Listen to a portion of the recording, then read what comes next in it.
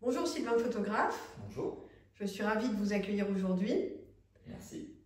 Je crois que vous avez été à Epoch-Auto avec votre père, Tout à fait, qui est passionné de voiture également. exact. Quelles ont été vos impressions? Eh bien, ce fut, je trouve, un excellent cru cette année. J'y suis allé la journée de vendredi, comme j'y vais d'habitude, puisque le vendredi, il y a un petit peu moins de monde. Et encore aujourd'hui, j'ai trouvé cette année qu'il y avait vraiment du monde, donc je n'ose pas imaginer le week-end. Donc, on fait toujours comme ça la visite. C'est qu'on passe un bon moment sur le parking, parce que c'est vrai qu'il y a ce qui fait la spécificité de ce salon par rapport à d'autres salons comme Retromobile, c'est que les gens participent à leur manière, puisque du coup, on peut venir avec sa voiture et ça fait partie de l'exposition de visiter les parkings, puisque tous les gens viennent avec leur voiture ancienne, leur voiture de collection. Donc, je vous interromps un instant, Oui. il faut que la voiture soit ancienne pour pouvoir stationner sur le parking. Sur le parking qui est réservé pour, qui est le P4, il faut que la voiture normalement ait plus de 30 ans.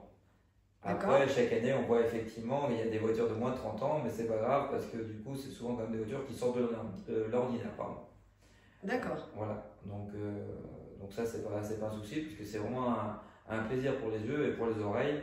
En fait, ce qui est sympa, je trouve, c'est que en fait, ça permet de voir les voitures qui arrivent directement, parce qu'elles arrivent toutes forcément par la seule entrée. Donc cette fois, je m'étais posté à l'entrée parce que cette année, pour la première fois, j'ai voulu faire un live pour faire participer les gens et comme s'ils étaient là en fait, pour leur montrer. J'ai fait un live presque toute la journée pour montrer justement ce que c'était Epoch-Auto, l'ambiance. Donc du coup, dès le matin, en fait, en se postant à l'entrée, on voyait toutes les voitures qui arrivaient. Donc c'est vrai que c'était dès le matin, on arrive, c'est sympa, on les voit arriver, donc on les entend, on les voit se garer, on les voit passer. Ça, c'est super sympa. Ah oui, c'est une belle initiative qui permet de s'immerger dans l'ambiance. Exactement. Du coup, de faire partager un maximum de gens qui ne peuvent pas être là parce que géographiquement ou parce qu'ils sont occupés ou parce qu'ils travaillent, parce que voilà, c'était vendredi tout simplement. Et donc, du coup, on fait ça déjà une bonne partie de la matinée.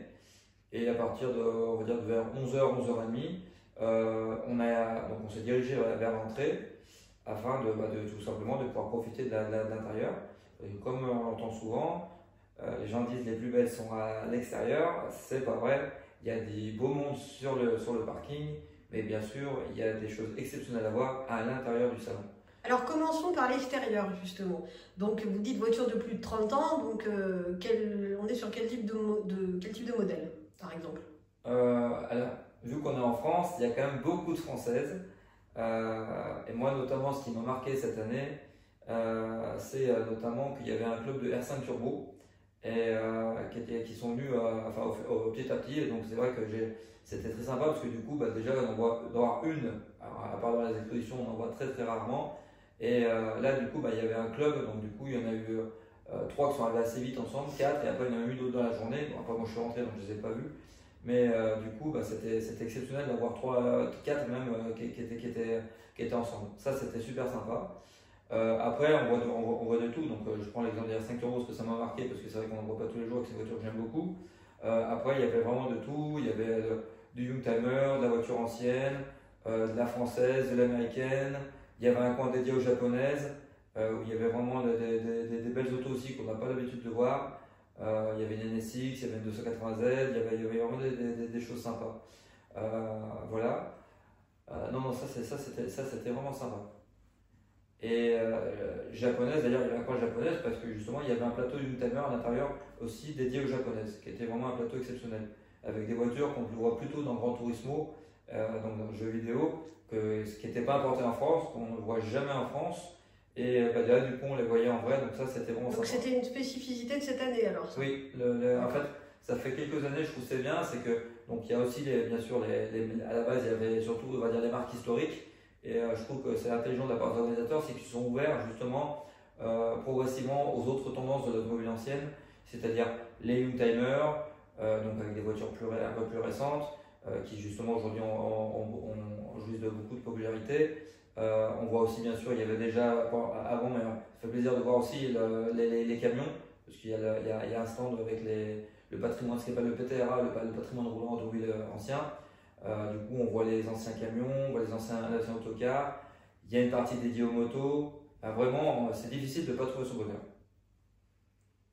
Alors venons-en maintenant à l'intérieur du bâtiment. Donc, qu'est-ce que vous avez préféré?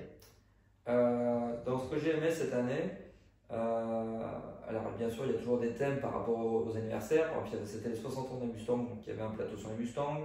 Il y avait un plateau, alors je suis désolé, je ne me souviens plus de l'anniversaire, mais il y avait un plateau qui était consacré à Matra.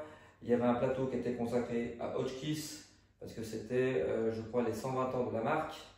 Il y avait un très beau plateau sur MG, qui est pareil, qui devait être, je ne sais pas, je ne me souviens plus de l'anniversaire, mais c'était certainement par rapport à un anniversaire où il y avait un très beau plateau. Ça, j'ai beaucoup aimé. L'un des premiers stands qui m'a marqué, par contre, c'était pas un, comment ça s'appelle? C'était pas spécialement un gros plateau, mais j'ai beaucoup aimé, c'est qu'il y avait un stand Honda où il y avait un monsieur qui exposait des moteurs qui ont été reconstitués par imprimante 3D et qui a notamment de 2 V10. Il y avait un vrai V12 Honda et il y avait aussi également deux V10 qui étaient reconstitués en impression 3D et ça c'était vraiment super bien fait, ça m'a vraiment marqué. D'accord. D'autres choses un peu exceptionnelles ou remarquables à retenir sur cette édition 2024? Comme ça, plein de choses comme ça qui viennent pas forcément. Il y a quand même un beau bateau. Il y a une chose comme ça que je me souviens. Il y avait une Venturi 500 LM qui est un modèle que je connaissais même pas. Moi, je m'étais arrêté à la plus grosse, je pensais que c'était la 400 GT. En fait, il y avait la 500 LM qui apparemment il n'y avait que 2 ou 3 de fait. Donc, il y en avait une, ça c'était exceptionnel.